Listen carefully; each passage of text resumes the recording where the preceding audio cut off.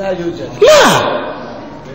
جل المسلمين يشركون بالله تبارك وتعالى.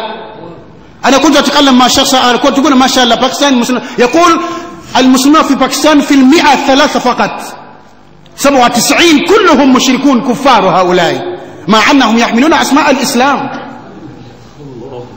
يسجدون للقبور، يستغيثون بالقبور، يستعيذون بالقبور، يسألون القبور، يتعلقون بالتعاويذ في الأعناق وفي الأيدي وفي الرجل وفي كل شيء، وما لم ينقض عهد الله وعهد رسوله، عهد الله عز وجل أن نعبده ولا نشرك به شيئا. ولكن لماذا المسلمون يسجدون للقبور ويستعيذون من القبور؟ أين عقول هؤلاء؟ شيخنا شخص مات ودفن تحت التراب منذ 100 سنة أو منذ 20 سنة وصار ترابا ورمادا، ثم أنت عاقل، رجل مسلم عاقل، وتأتي وتسأله وتدعوه، تسأله الولد، تسأله المال، تسأله الغنى. سبحان الله، أليس الله بكاف عبده؟ والله إنه كاف عبده. ترى أنهم يعلقون الأولاد التعاويذ في الأعناق وفي الأيدي وفي الرجل، تسأله لماذا يا أخي الكريم أليس الله بكاف عبده؟ يقول الله كافي الله كافي، لكن لماذا تعلق الولد هذه التعاويذ؟ يقول للشفاء. أنا أتعجب شيخنا، الله عز وجل الذي خلق هذا الولد في بطن أمه 9 شهور، 9 شهور، من كان يرزق هذا الولد ومن كان يرزقه ومن كان يحفظه؟ أليس الله عز وجل الذي حفظه في بطن أمه 9 أشهر قادرا على أن يرزقه وأن يحفظه إذا ولد؟ أين عهد الله وعهد رسول الله صلى الله عليه وسلم؟ عهد رسول الله صلى الله عليه وسلم أن نتبع رسول الله صلى الله عليه وسلم، ألا نتعصب بأي مذهب، بل نتعصب برسول الله صلى الله عليه وسلم فقط. قل إن كنتم تحبون الله فاتبعوني يحببكم الله. لم يقل الله سبحانه وتعالى فاتبعوا أبا حنيفة، فاتبعوا الشافعي، فاتبعوا مالكي، فاتبعوا أحمد بن حنبل، لا، فاتبعوني اتباع رسول الله صلى الله عليه وسلم. ومن هنا يظهر الفرق بين أهل الحديث وبين أهل الملل الضالة. هؤلاء أهل الحديث هم الذين يتبعون رسول الله صلى الله عليه وسلم، لأنهم يقرؤون أحاديث رسول الله ويطبقون أحاديث رسول الله.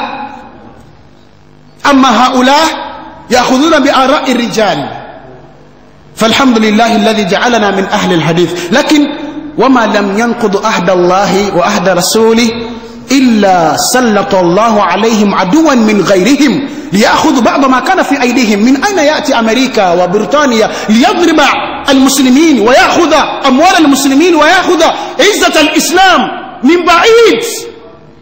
لماذا؟ لأننا قد نقضنا عهد الله تبارك وتعالى وعهد رسول الله صلى الله عليه وسلم. शेख साहब फरमा रहे हैं कि चौथी जो बुराई जिसकी वजह से अल्लाह का अजाब आएगा वो ये कि लोग अल्लाह और उसके रसूल का वादा तोड़ देंगे। अल्लाह और उसके रसूल का वादा तोड़ेंगे तो अल्लाह का कौन सा अजाब आएगा कि अल्लाह उनके गैर को जो उनके दुश्मन हैं उन पर मुसल्लत कर देगा। अब वो कहते हैं कि अल्लाह का वादा क्या है? अल्लाह का वादा यह है कि हम उसकी बंदगी करें और उसके साथ किसी को शरीक न ठहराएं। अब ये जो पाकिस्तान ला इलाहा इल्लल्लाह की बुनियाद पर बना है, इसमें ला इलाहा इल्लल्लाह तो नजर नहीं आता। लोग कब्रों की परस्तश करते हैं, उनसे सवाल करते हैं, उनसे मांगते हैं। बताओ, जो जमीन में दफन हो और मट्टी में मट्टी हो जाए और उसकी हड्डियां बन जाएं, वो कैसे कादिर है कि तेरे सवाल का जवाब दे और तेरी मुश्किल कुशाई करे?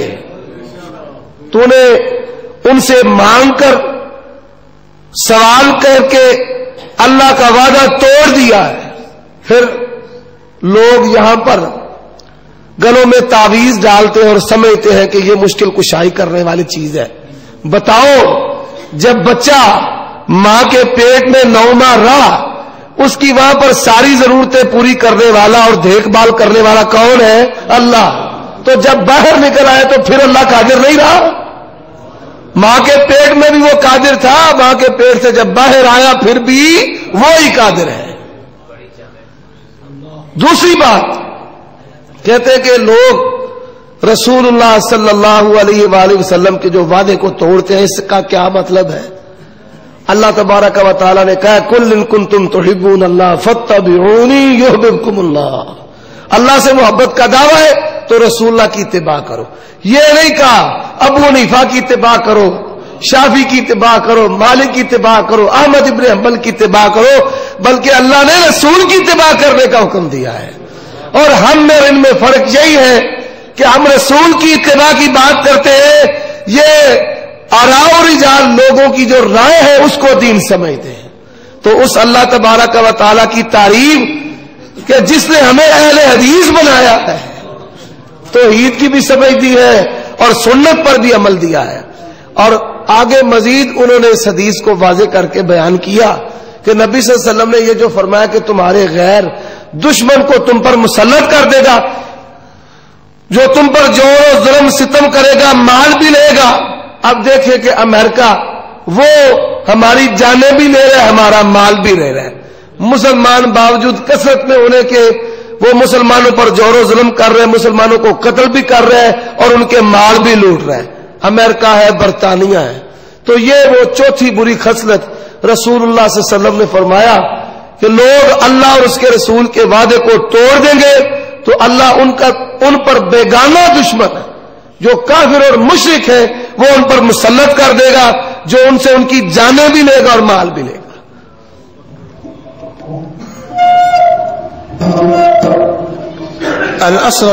الخصلة الخامسة والأخير، يقول صلى الله عليه وسلم وما لم تحكم أئمتهم بكتاب الله إلا جعل الله بأسهم بينهم شديد. إن لله وإنا إليه راجعون. الرسول صلى الله عليه وسلم حق أو حقا هو رسول الله صلى الله عليه وسلم. وما لم تحكم أئمتهم بكتاب الله. انظر الآن على وجه الأرض كلها من بلاد المسلمين، أئمة الإسلام، رؤساء المسلمين في بلاد المسلمين، هل يحكمون بكتاب الله تبارك وتعالى؟ وما لم تحكم أئمتهم بكتاب الله إلا جعل الله بأسهم بينهم شديد. التخاذل، هناك المسلمون يقتلون ويعذبون وبعضهم لا ينصرونهم، هذا هو التخاذل بين المسلمين. ألا يشعر المسلم بأخيه المسلم، ألا يهتم المسلم بأخيه المسلم. لماذا؟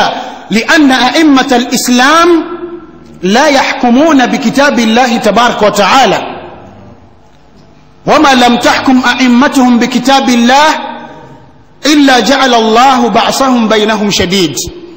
قد يقول قائل بأننا أنتم ترون الآن أمريكا قد استيطر على الوجه الأرض كلها، الكفار الآن استيطروا على المسلمين، على الدنيا كلها، هم الذين يحكمون. نعم، إذا فرضنا بأنهم هم الذين يحكمون على وجه الأرض وأئمة الإسلام عجزوا أن يحكموا بكتاب الله عز وجل، فأنت أنت أنت أنت في بيتك هل تحكم بكتاب الله؟ أنت في بيتك فردا فردا فردا فردا أقيموا دولة الإسلام في قلوبكم وفي بيوتكم، تقام دولة الإسلام في دياركم. تجد في بيوت المسلمين لا يحكمون بكتاب الله عز وجل، تجد أولاد المسلمين لا يصلون حتى الصلاة